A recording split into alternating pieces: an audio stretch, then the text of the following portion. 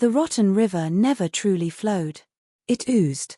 Thick, slow, and dark as old blood, it cut through the Appalachian Valley like a wound that refused to heal. Even in summer, when the hills breathed green and the cicadas screamed life into the trees, the river smelled of decay. People said it carried the rot of everything that had ever been buried wrong: animals, men, secrets, and prayers whispered too late. Children were warned not to touch it, not even with their shadows, because the river remembered. The boy was born during a season when the river ran unusually low, its banks cracked and blackened like dead skin. He came into the world quiet, his lungs struggling as though the air itself was unfamiliar to him. The midwife noticed first that his skin held a strange pallor, not sickly, but unfinished, as if he had been pulled from somewhere before his shape was complete. His mother named him anyway, because naming felt like an act of protection, and she believed names could anchor souls that wanted to drift. For a time, the boy lived. Barely. He did not cry much, did not kick, did not grow the way other children did. When he reached the age when his bones should have lengthened, when his limbs should have stretched toward the world, his body failed him. One quiet night, as the river groaned outside the cabin, he stopped breathing. They wrapped him in cloth and prepared to mourn. By morning, he was alive again.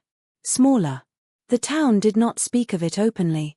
Appalachia had learned long ago that naming certain things gave them permission to stay.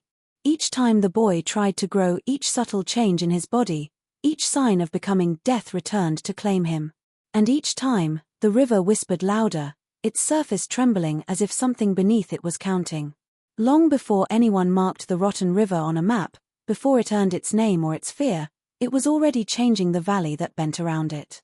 The water did not arrive from any clear source. It seeped out of the ground in patches, gathering itself slowly as though the earth were sweating something it could no longer contain. Where it flowed, grass yellowed and trees leaned away, their roots blackened as if burned. Fish avoided it. Deer crossed upstream, noses lifted, hooves quick. The elders said the river was older than the hills, that it had learned patience from stone and hunger from time. No one argued, because the river proved itself without speaking. As years passed, people settled near it anyway. The land was fertile just far enough from the banks, and desperation often outweighed wisdom. Waste was dumped where the current moved slowest. Dead livestock slid beneath its surface. Broken tools, rusted barrels, things no one wanted to remember disappeared into its depths. The river accepted everything, but it did not forget. During dry seasons, a film rose to the top, shimmering with colors that did not belong in nature. Children who wandered too close came home dizzy, their skin itching, their dreams filled with water they could not escape. It was after the river began to change color that the births began to change too. Midwives noticed patterns they could not explain.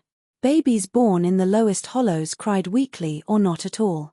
Some arrived too early, others too late, their bodies oddly proportioned, their eyes unfocused as though still looking inward. Animals sensed it first. Dogs refused to stay inside houses near the water. Chickens stopped laying. Cows birthed calves that could not stand. The river swelled when these things happened, even without rain, as if responding. Whispers grew quietly, never spoken where outsiders could hear. Old stories resurfaced, half-remembered warnings about water that demanded balance, about places where the land reclaimed what was taken from it. The elders spoke of generations past when something similar had occurred, when children were born carrying the weight of the river's anger in their bones. Back then, families moved away or learned how to make offerings. This time, there was nowhere else to go. When the first child survived beyond birth despite the signs, hope flickered. But the river shifted again, its smell thickening, its surface rippling at night without wind. Something had begun, something tied not just to pollution or neglect, but to an old, patient force that had finally found a way back into the world through flesh and breath and blood. The child arrived just before dawn, when the mist from the rotten river crept low through the hollow and pressed against the cabin walls like a listening thing. His mother labored in silence for as long as she could, not out of strength, but instinct, as though sound itself might draw unwanted attention. When the baby finally emerged, slick and trembling, the midwife felt a tightening in her chest she had not known since childhood. He was alive, undeniably so, but his body carried the wrong stillness, a quiet that belonged to something waiting rather than beginning. Word spread carefully, passed in murmurs and unfinished sentences. People did not say what they were thinking, but they felt it settle among them like dust.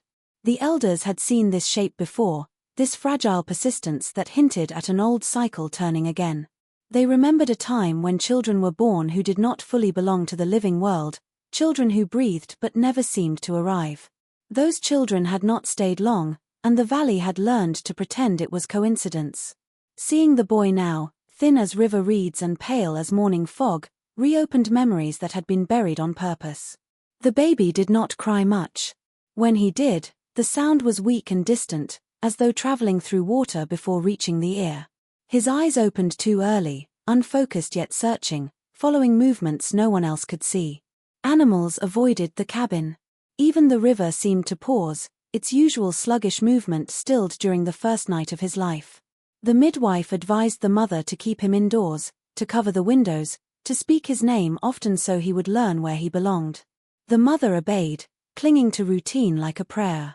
Despite everything, the child lived. Days turned into weeks, and each morning he was still breathing.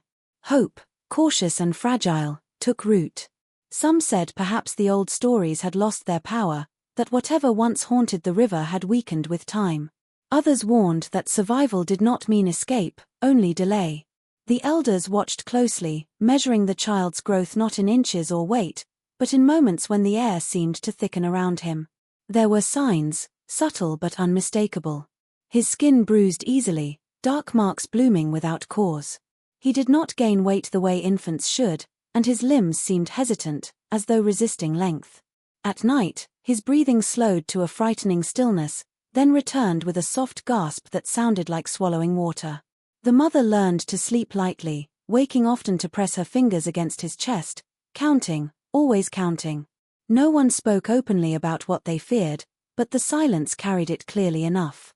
The boy's survival was not seen as a blessing so much as a warning, a signal that something long dormant had noticed the valley again and chosen a way back through the most vulnerable door it could find.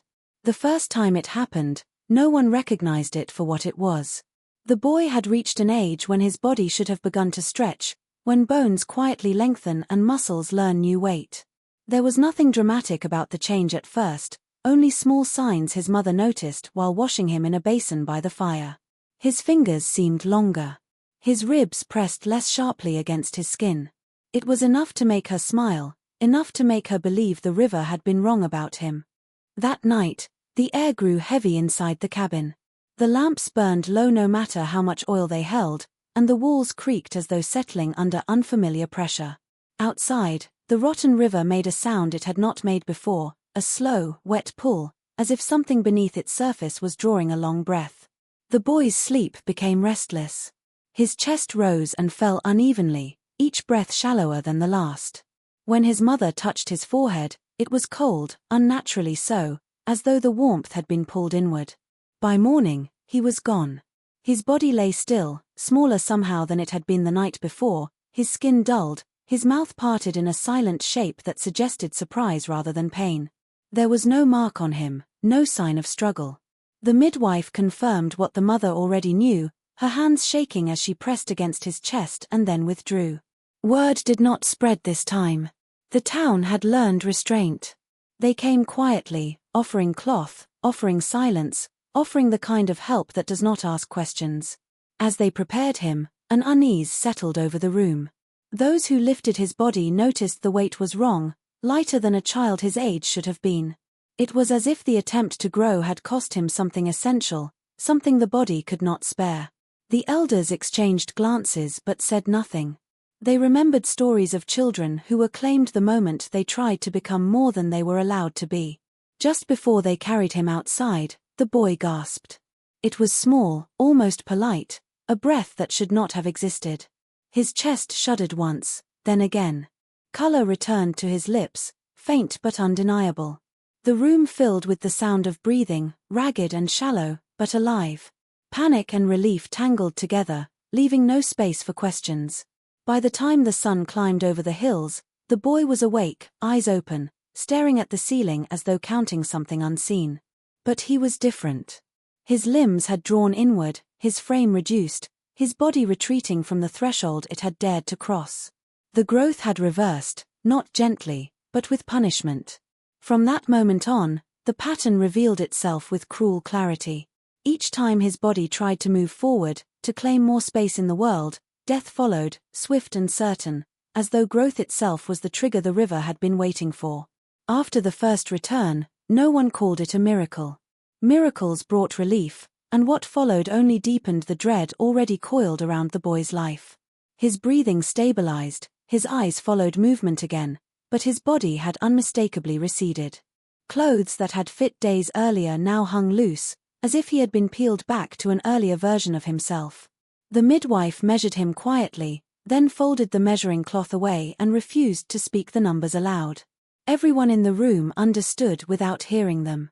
Something had been taken when he crossed that invisible line toward growth, and whatever took it had not given it back. As weeks passed, the boy lived in a strange in-between state. He existed, but cautiously, like a flame sheltered from wind. His appetite was weak, his limbs thin, his movements tentative. When he slept, his body sometimes stilled so completely that his mother pressed her ear to his chest in panic, listening for the faintest sign of breath. Each time he survived another day, it felt less like progress and more like permission temporarily granted. The river outside seemed to watch, its surface restless at night, reflecting no stars. The second time his body tried to grow, the pattern confirmed itself beyond denial. A slight lengthening of his arms, a subtle strengthening in his legs, enough that he managed to stand for a few seconds while holding onto the table. His mother wept with joy, and the sound carried farther than she intended. That night, the river swelled without rain. By morning, the boy lay cold again, breath gone, his face slack with the same stunned stillness as before. This time, his return took longer. Hours passed with his body wrapped and prepared, the house filled with that hollow quiet reserved for death. When his chest finally shuddered back into motion, those present recoiled instead of rushing forward. Fear had begun to outweigh hope. He lived again, yes, but the cost was undeniable. He was smaller still, his limbs pulled closer to his torso, his voice weaker than before. It was not a rebirth, it was a retreat. With each death and return, the boy's body seemed to surrender something essential. Strength vanished first, then resilience. His skin grew more translucent, veins dark beneath it like river branches. He tired easily, spent long hours staring at nothing, his gaze fixed inward as though listening to something no one else could hear. The elders whispered that the river was correcting a mistake, trimming him back each time he dared to exceed whatever measure it had set for him. What terrified them most was not that he died repeatedly, but that he always came back. The valley had seen death before, had buried children and endured. This was different. This was a child being undone piece by piece, returned each time in a lesser form, as though life itself were being rationed, and the supply was running out. It was the mother who finally understood, not because she was wiser than the others, but because she watched more closely. She noticed the timing of his deaths, how they always followed moments when his body tried to claim more of the world. She noticed the way the rotten river changed after each return, its surface calmer, its smell slightly sweeter, as if something had been satisfied. While the town debated curses and sickness, she began to see a transaction unfolding, quiet and deliberate, with her child at its center. The realization came one evening as she washed him by the fire, her hands tracing the fragile outline of his ribs. He looked up at her with an expression too old for his face, and for a moment she felt the weight of being studied rather than needed. She remembered the stories her own mother used to tell, warnings disguised as folklore, about water that took back what it had been given, about rivers that claimed bloodlines when boundaries were crossed. The rotten river had been poisoned, burdened with the valley's neglect, and now it was answering in the only language it had left. She began to believe the river thought the boy belonged to it. Not symbolically, not as punishment, but as property. Each time he grew, he moved farther from whatever claim the river held over him, and each time it pulled him back, reclaiming what it considered its due. His deaths were not acts of cruelty, but corrections. The thought hollowed her out. It meant there was no bargaining, no pleading, only an ongoing taking that would not stop on its own. At night, She listened to the river more carefully than anyone else. She noticed how its rhythm matched the boy's breathing, how it seemed to settle when he slept and stir when he stirred. After his returns, she swore she could hear something like contentment in its slow movements, a deep, satisfied quiet. When he weakened, the water darkened. When he showed signs of strength, it churned.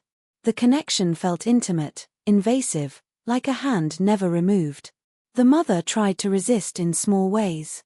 She fed him less, afraid nourishment might encourage growth. She kept him bundled tightly, hoping restriction might slow his body's instincts. She avoided sunlight, movement, anything that might push him forward. But the body wants what it wants, and despite her fear, signs of growth always returned, subtle and inevitable. Each time, dread settled deeper into her bones, because she knew what followed. When she finally spoke her understanding aloud, it was only to the midwife, her voice barely more than breath.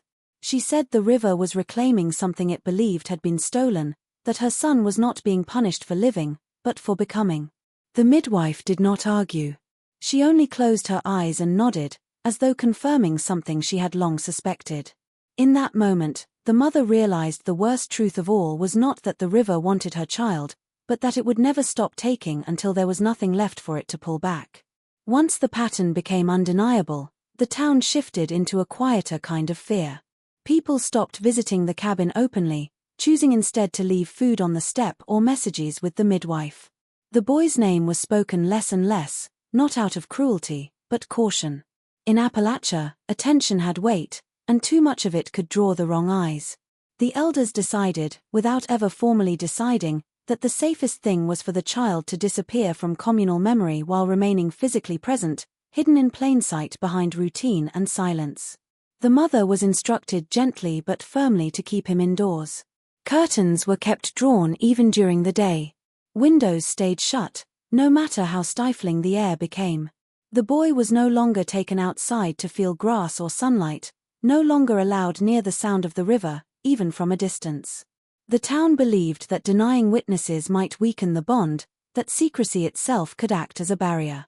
It was an old belief, one rooted in the idea that curses thrived on acknowledgement. Children were warned not to wander near the cabin. If they asked why, they were told the family was sick, that illness could spread.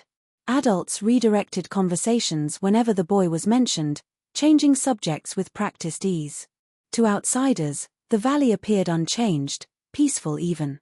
Only those who lived there felt the strain of holding something unspoken between them, a collective effort to pretend a truth out of existence. The elders remembered other times when concealment had worked, or at least delayed consequences. They spoke in fragments, half-remembered accounts of families who had hidden afflicted children until the land lost interest.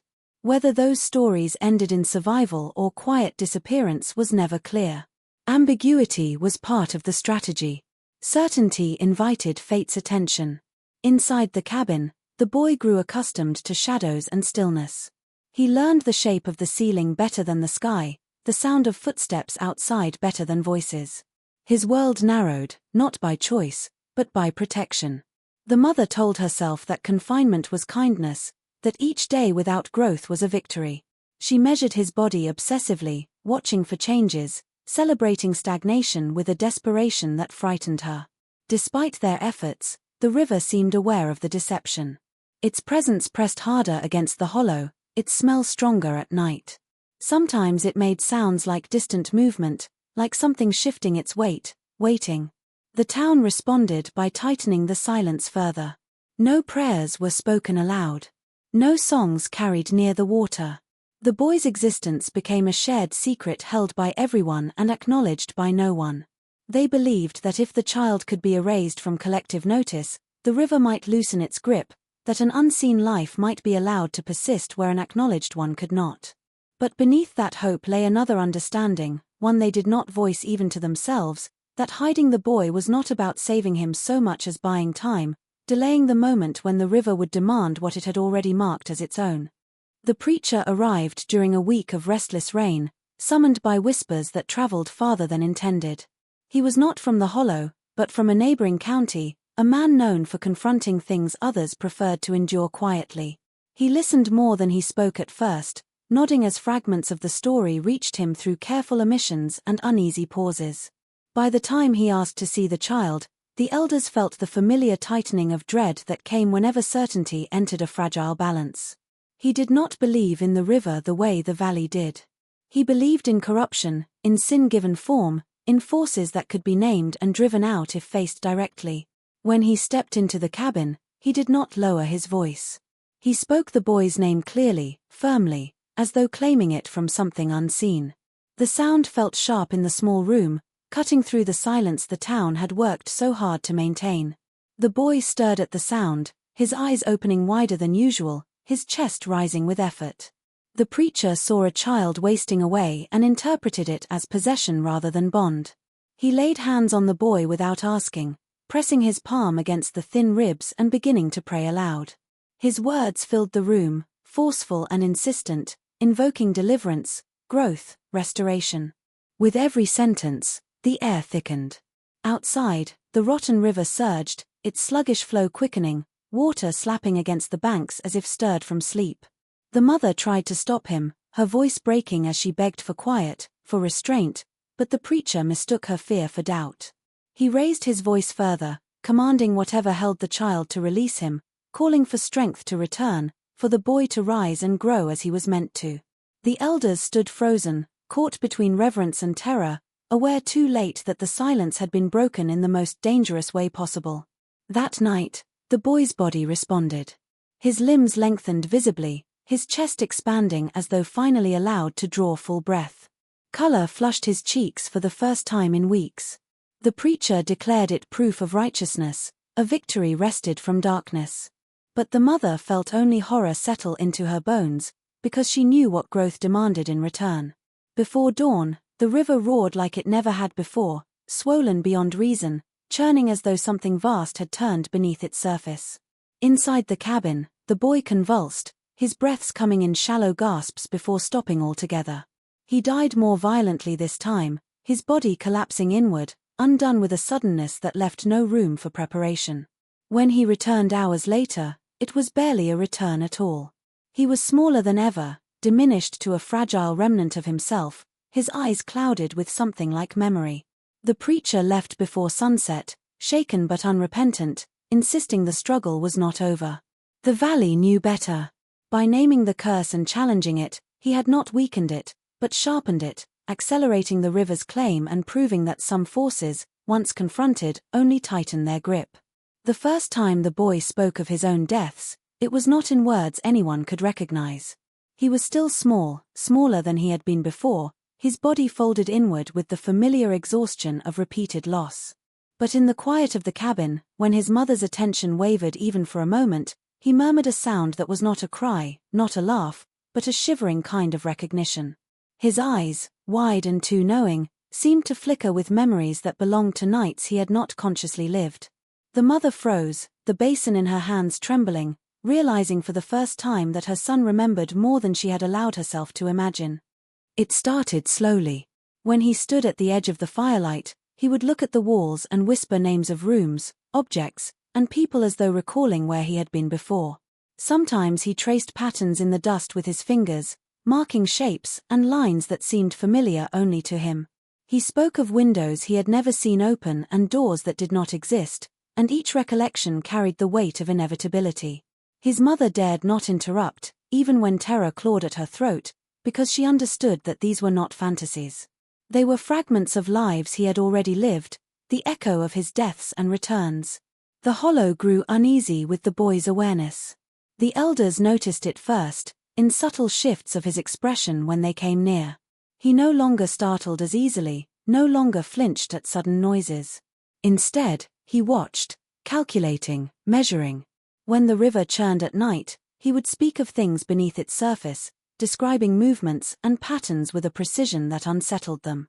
It was as though he had absorbed the rhythm of death itself, retaining the shape of what had undone him each time. Sleep became a delicate negotiation. The boy would lie still, eyes open, recounting in whispers what had happened in the hours before he had died, describing sensations too precise for any child to invent, the pull of air from his lungs, the tightening of his chest, the quiet finality of stillness. He remembered fear, but not fully as terror. He remembered the river, and in its memory, there was a kind of recognition, a bond that both terrified and enthralled him. He knew its patience, its hunger, its expectation. The mother began to understand that his memory of his deaths was not just a curse, it was a warning. Every attempt to grow, every tiny increment of life claimed, would be recorded in him. Each death was layered onto the next, and each memory sharpened the river's focus, making the boy both witness and tether. When he spoke of his own past, the hollow could not ignore it. They had tried to hide, to shield him, to hold him small, but memory, unlike flesh, could not be restrained. The child, they realized with a chill, was becoming the chronicler of his own undoing, carrying knowledge of each failed ascent and each inevitable pull back into the cold, relentless claim of the river. The river began to change in ways no one had anticipated. At first, it was subtle, a quickening of its current where there should have been stillness, a darkening of the water under moonlight that made it almost impossible to see the bottom. The elders whispered that it was feeding, drawing strength from something unseen, and when they glanced toward the boy, their stomachs sank. Each of his deaths, each return, seemed to pulse through the water, as though the river itself were nourished by his repeated undoing. It no longer simply observed, it was active, deliberate, and patient. The mother noticed it most clearly at dawn, when mist rose from the surface in thick curls, heavier than any natural fog. It carried a scent she could not place, a metallic tang that reminded her of old wounds. The boy, bundled in blankets by the fire, watched the river without fear, his eyes reflecting the dark movement. Sometimes he would hum softly, a melody that matched the rhythm of the water, and for a moment the cabin seemed to resonate with something ancient, alive, and insatiable. He did not need to speak for anyone to understand that the river was responding to him, that it was not just water and stone, but something aware, something that could measure his every attempt at life. The valley felt the shift as well. Animals that had once skirted the banks now lingered cautiously, pausing mid-step as if sensing a presence beneath the water. Even the wind seemed hesitant, carrying sounds in distorted ways, making the boy's small murmurs echo unnaturally through the hollow. The townspeople avoided the river entirely, but they could not escape its influence. Crops along its edges failed mysteriously. Wells grew bitter. The rotten river had begun to draw on the boy in a way that no one could interrupt, a hidden transaction that fed both its own power and the pattern of his repeated deaths. The boy himself seemed aware of the river's changing behavior. When he tried to reach for sunlight at the window, the water churned angrily. When he slept fitfully, the surface shimmered, as though stirred by his dreams. It became impossible to separate his existence from the river's, and the mother realized, with a tightening in her chest, that every pulse of life in him fueled the river, and every death replenished it. The more he struggled to grow, the more it absorbed, and the more it fed its hidden hunger. In this silent, measured exchange, the hollow recognized a new terror. The river's slow, deliberate feeding was not just a threat to the boy, but a threat to the valley itself. Every life it touched, every cycle it completed, strengthened something older than memory. And in that realization, they understood that the boy's repeated deaths were not isolated tragedies, they were the mechanism through which the rotten river had begun to assert dominion over everything that dared to exist near its banks, binding the child and the land into an inseparable, escalating cycle. The final attempt at growth came quietly, almost imperceptibly, as if the boy's body had been waiting for the right moment, the precise alignment of river, hollow, and memory. He was older now, though older was a fragile term, measured more in breaths survived than in years lived. Each muscle, each bone, carried the accumulated wear of previous deaths, yet a stubborn will had begun to surface, subtle and insistent, pushing him toward what should have been normal growth. The mother noticed first the small differences, the curve of his spine straightening just a fraction, the way his hands reached slightly farther than before, the faint strengthening in his voice when he hummed in the dim light of the cabin. The river responded immediately. Its water rose higher than ever seen, spilling into the banks and soaking the roots of trees that had stood for generations. It moved with a deliberateness that suggested intelligence, a patient fury that mirrored the boy's own desire to push past the boundaries set by death. The hollow trembled in subtle ways, the wind carrying unnatural whispers through the trees, the animals retreating deeper into the forest, the air itself tasting metallic and heavy. The valley seemed to hold its breath, waiting for the inevitable, knowing that this final attempt could not end as the others had. Inside the cabin, the boy's body began to strain visibly. Limbs lengthened with a painful slowness, his chest expanded as if drawing more than air, and his small hands flexed against the invisible weight pressing down on him. The mother clutched him, knowing that each moment of apparent progress carried a mirrored risk of destruction. She whispered prayers, not for salvation, but for mercy, for something to protect him from what the river had demanded for so long. But she understood that mercy was no longer guaranteed, that this last threshold might erase not only the boy, but everything that had tried to protect him. The elders watched from a distance, their silence heavier than any words. They had seen cycles begin and end, had buried children who never returned, had murmured old warnings to the wind. But nothing had prepared them for the scope of this final event. The river, once slow and indulgent, now seethed as though it knew the full measure of its claim. The valley itself seemed to shudder beneath its weight, the hollow folding inward, the earth trembling like a pulse synchronized with the boy's effort to exist fully. Time itself seemed to distort. Minutes stretched into hours, and every breath the boy took carried both hope and terror. Each attempt at growth became a negotiation with forces that could not be reasoned with, a gamble with life, death, and something older than memory. The mother held him close, the river groaning beyond the walls, and the hollow waited, knowing that the culmination of his struggle might not only claim the child forever, but consume the fragile boundary between the river, the boy, and the valley itself.